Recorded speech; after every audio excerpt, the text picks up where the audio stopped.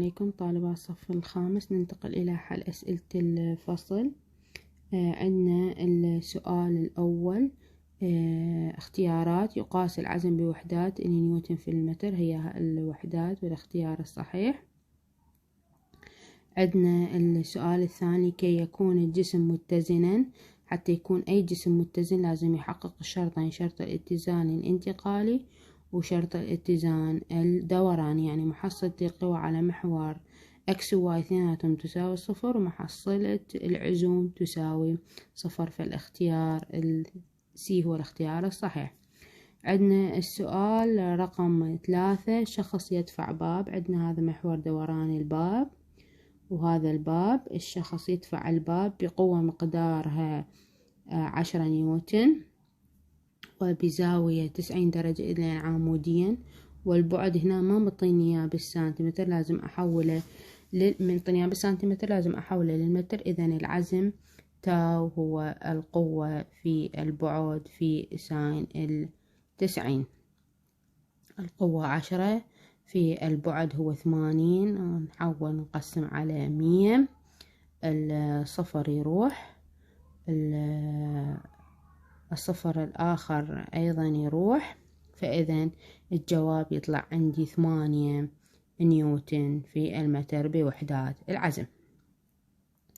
ننتقل لي بعدها، يستقر ساق متجانس. هذا الساق المتجانس من منتصفه بواسطة دعامة، فإذا أثرت قوتان متساويتان بالمقدار متعاكستان بالاتجاه ومقدار كل منهما F، فإن محصلة القوى على هذا الجسم تساوي صفر.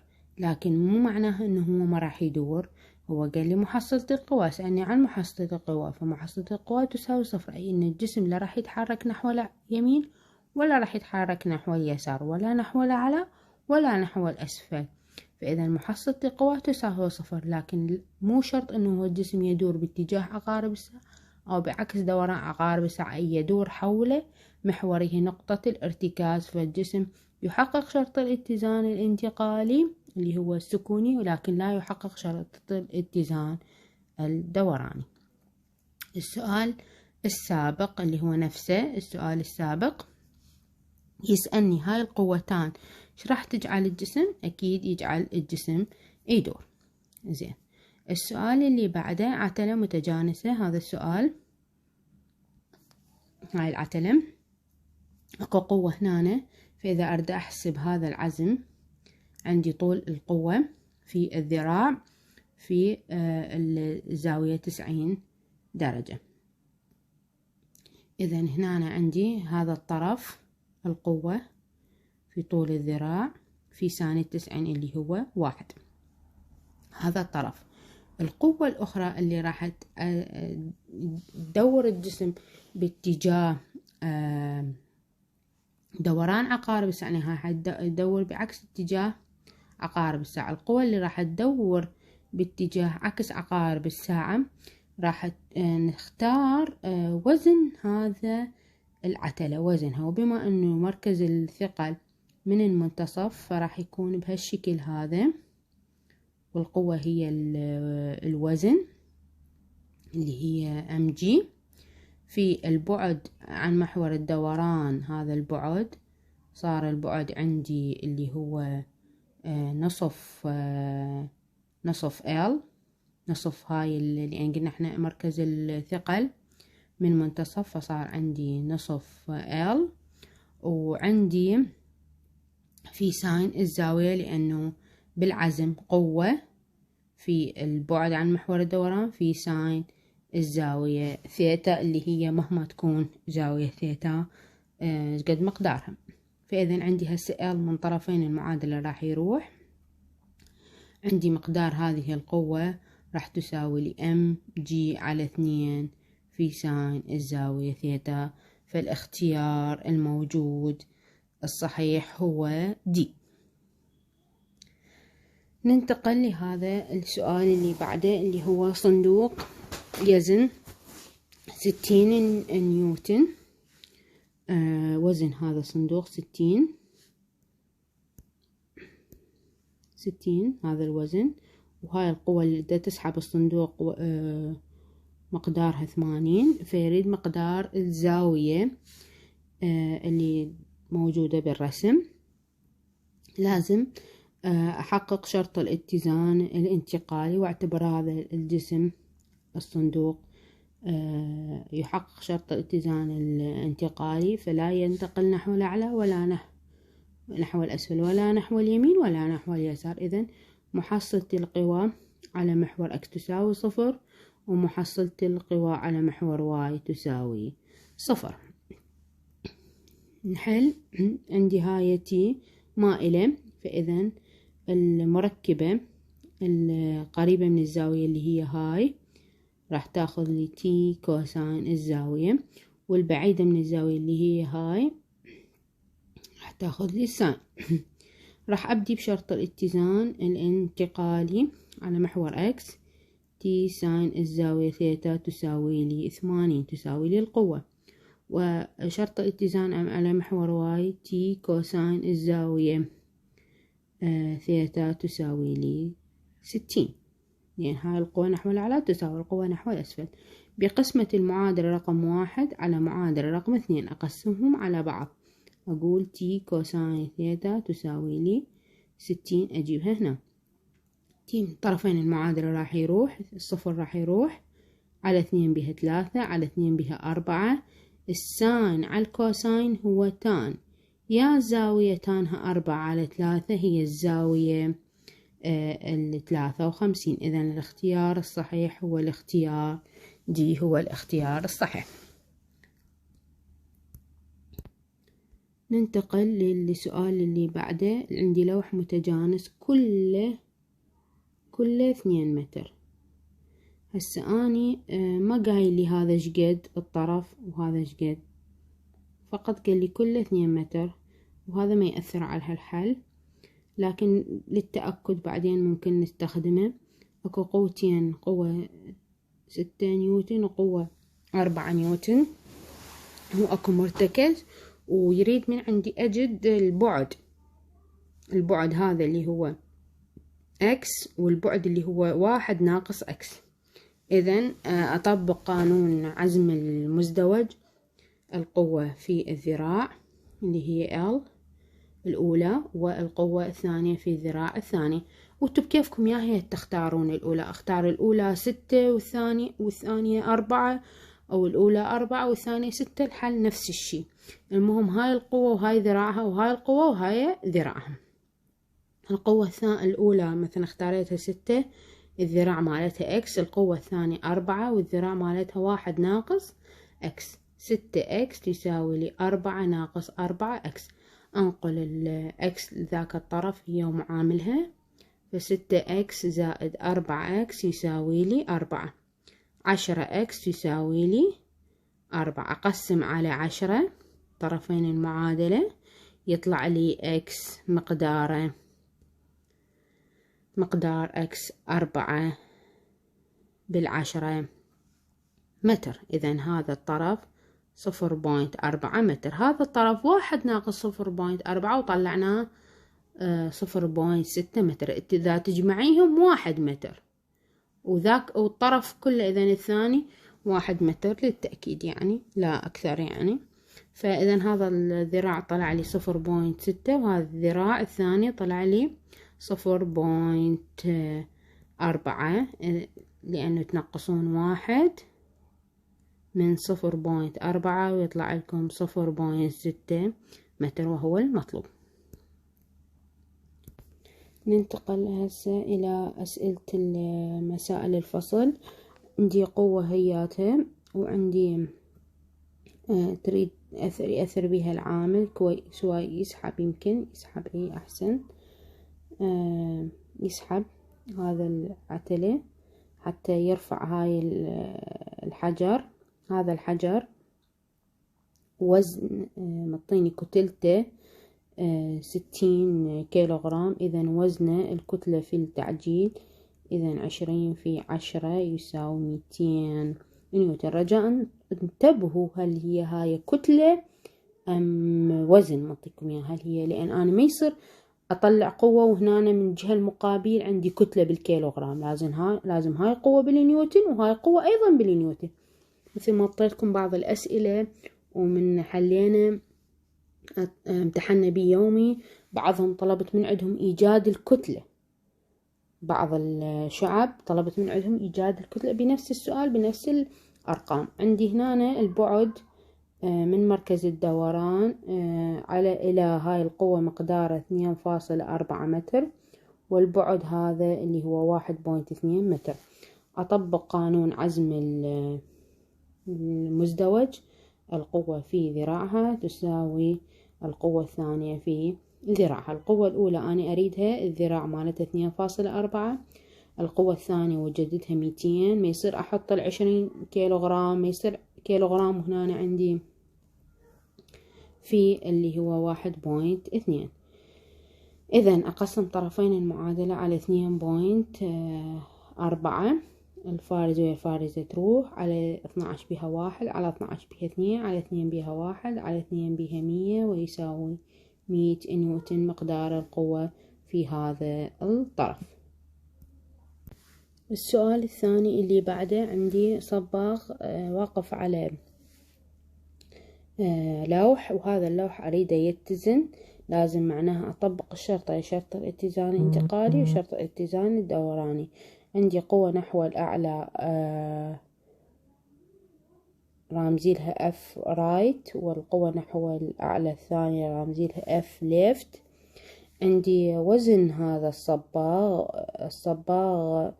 ما واقف بالمنتصف بالضبط، نقول ما واقف بالمنتصف، مو بمنتصف دا تشوفون. مطيني كتلته 75، إذن وزنه كتلته في التعجيل يعني 75 في 10 ويساوي 750 نيوتن. وعندي وزن هذا اللوح، واللوح بنات الوزن مالته من المنتصف، إذن وزن هذا اللوح مطيني كتلة اللوح 20، نفس المبدأ كتلة في التعجيل، إذن 200 نيوتن. يبقى عندي الأذرع من نقطة تأثير هذه القوتين مال وزن إلى محور الدوران. محور الدوران تقدرون تختارون هاي النقطة محور دوران، أو هذه النقطة تختارون محور دوران. من تختارون أحد النقطتين، القوة اللي تمر بمحور الدوران فعزمها يساوي 0، أما عزم الأخرى فموجود. عندي الطول مال اللوح كله 5 متر، كل اللوح. إذا هذا حطيته بالمنتصف، إذا ذراع هذا الوزن اللي هو وزن اللوح ذراعها 2.5 متر، وذراع البعد ما الصباغ هو قايل لي يقف الصباغ على بعد 2 متر من الطرف الأيسر، فالذراع أيضا معلوم عندي. هسه أحقق شرط الاتزان الانتقالي اللي هي محصلة القوى تساوي 0، سواء على محور X أو على محور Y. على محور X ما عندي قوى نحو اليمين ونحو اليسار، عندي بس على محور Y اللي هي قوى نحو الأعلى ونحو الأسفل. القوة نحو الأعلى اللي هي F right وزائد F left، اثنيناتهم لازم يساوي لي القوة نحو الأسفل اللي هي 750 الوزن زائد 200 ويساوي لي 950. هاي معادلة رقم 1. المعادلة رقم 2 انتقل إلها اللي هي العزوم اللي باتجاه عقارب الساعة تساوي العزوم اللي بعكس عقارب الساعة. العزم اللي باتجاه عقارب الساعة هو مال وزن مال اللوح، وزن الصباغ. أما اللي بعكس اتجاه عقارب الساعة اللي هي الأف رايت. أما أف ليفت عزمها راح يكون يساوي 0. إذا اختاريت هاي النقطة هي مركز الدوران، فأف رايت عزمها راح يساوي 0، وأف ليفت عزمها موجود. هسه احنا نبقى على هذا الشكل اللي احنا حلينا بيه. نكتب العزم اللي هو بعكس اتجاه عقارب الساعة، نختاره أول لأنه هو عزم بالموجب، يعني أف رايت في طول ذراعها اللي هو من هاي النقطة إلى مركز الدوران اللي هي 5 تساوي لي العزوم اللي باتجاه عقارب الساعة اللي هي وزن الجسم. هذا راح نرمز له 1 وهذا راح نرمز له 2.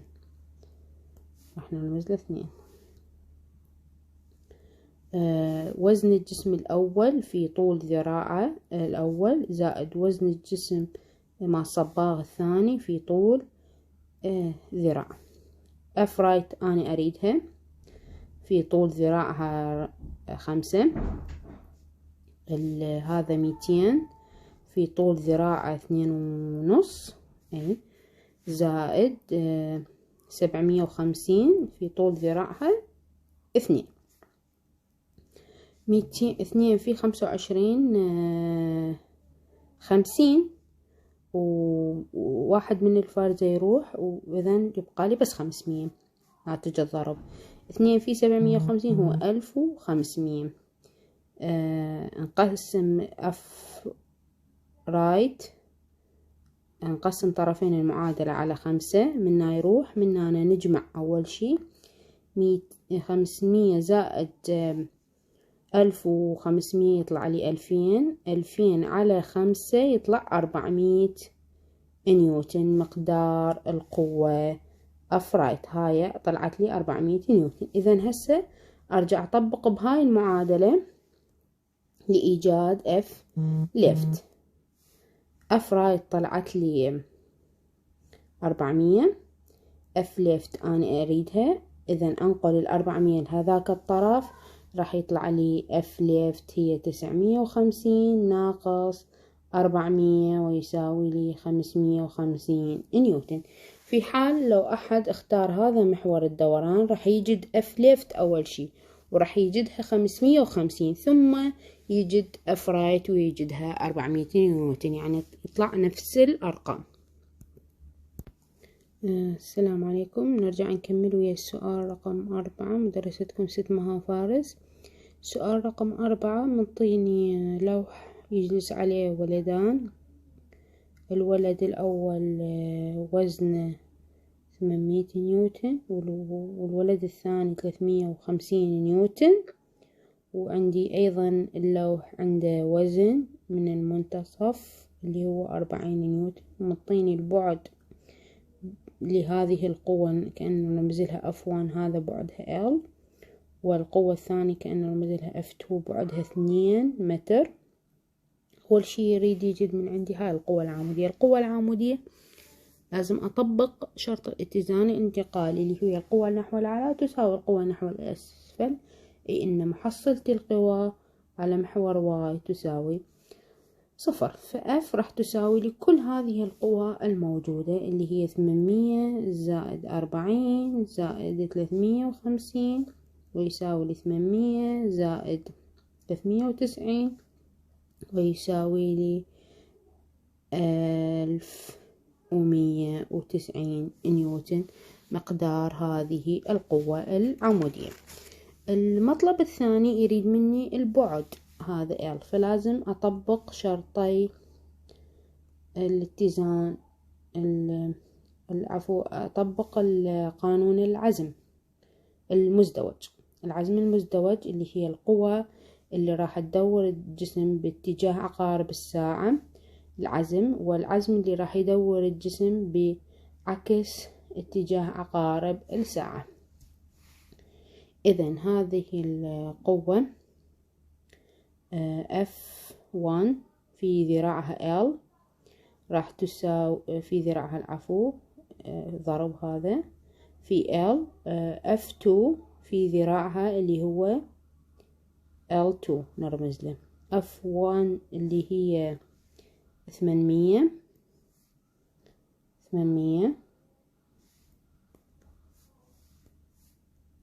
في L يساوي لي 350 في 2. ليش ما اختاريت هاي القوة؟ هاي القوة عزمها يمر بمحور الدوران، والعزم اللي يمر بمحور الدوران 0، لأن راح يصير ساين الزاوية 0 باتجاهها، وساين 0 هو 0 مثل ما شرحنا على مقبض الباب بالصف.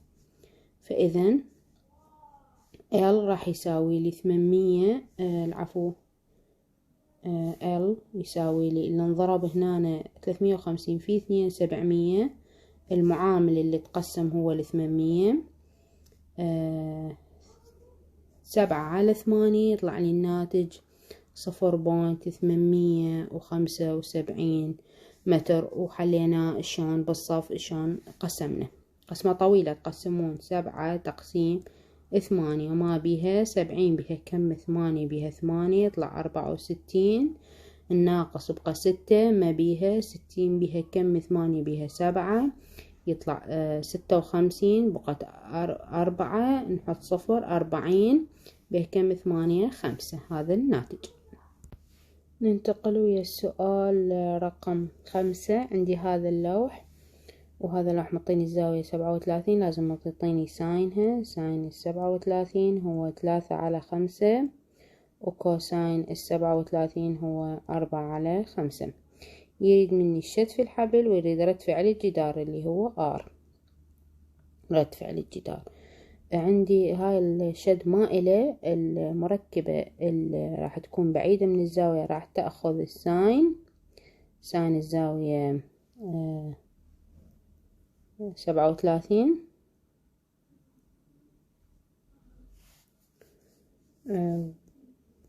ساين الزاوية 37. والقريبة من الزاوية اللي هي حتكون عكس رد فعل الجدار عكسه راح تأخذ الكوساين مع الزاوية 37.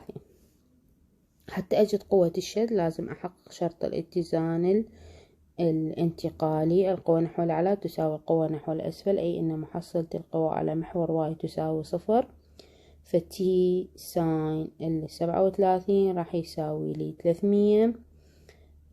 تي في ساين 37 هو 3 على 5 يعني 0.6 تساوي لي 300. نقسم على 0.6 طرفين المعادلة. نحذف الفارزة ونضيف 0 على 6 بها 1 على 6 بها 5 وصفرين يصعد. إذا 500 نيوتن مقدار الشد في الحبل. اللي بعده اللي هو شرط الاتزان أيضا الانتقالي، لكن محصلة القوى على محور X تساوي لي 0، أي أن T كوساين الزاوية 37 يساوي لي R. التي طلعناها 500. كوساين الزاوية 37 هو كوساين الزاوية 37 هو 4 على 5 على 5 بها 1 على 5 بها 100. 100 في 4 راح يطلع لي رد فعل الجدار 400 نيوتن وهو المطلوب. ننتقل لآخر سؤال بأسئلة الفصل الرابع. مسائل الفصل الرابع اتزان والعزوم. درستكم 6 مهافارس. عندي كرة أيضا كرة، وعندي الزاوية مجهولة، وقوة الشد في الحبل أيضا مجهولة. يريد مقدار واتجاه قوة الشد، يريد مقدارها كرقم واتجاهها اللي هي الزاوية أيضا مجهولة. حتى أبدي أحل لازم أحلل هاي المركبة إلى مائلة إلى مركبتين. مركبة قريبة من الزاوية اللي هي هاي نفسها راح تأخذ الكوساين مع الزاوية، واللي بعيدة من الزاوية راح تأخذ الساين.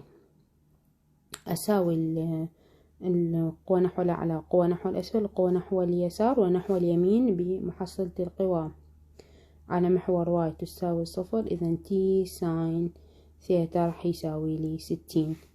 هاي المعادلة رقم 1.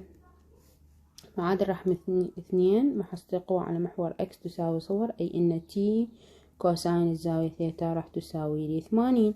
معادلة رقم 2 بقسمة معادلة رقم 1 على 2 راح يطلع لي الساين على الكوساين هو التان الزاوية. إذا نقسم على 2 بها 3 على 4. 3 على 4 هي الزاوية. إذا ثيتا راح تساوي لي 37 درجة. إذا طلعت اتجاه قوة الشد بقى مقدارها. أعوض الساين والكوساين مع الزاوية 37 بأحد المعادلتين، يعني أما أختار معادلة رقم 1 أو معادلة رقم 2. أختار معادلة رقم 1 ساين الزاوية 37 هو 3/5 يساوي لي 60. ساين الزاوية 37 هو 3/5، إذن هو 0.6 نقسم على 0.6 طرفين المعادلة، نحذف الفارق ونضيف 0. 600 على 6 يطلع 100 نيوتن. نفس هذا الرقم يطلع لكم في حال لو اختاريتوا معادلة رقم 2 للحل، أي إنه تستخدمون كوساين الزاوية 37. ولهنا وانتهى شرح أسئلة ومسائل الفصل الرابع. مدرستكم ست مها فارس.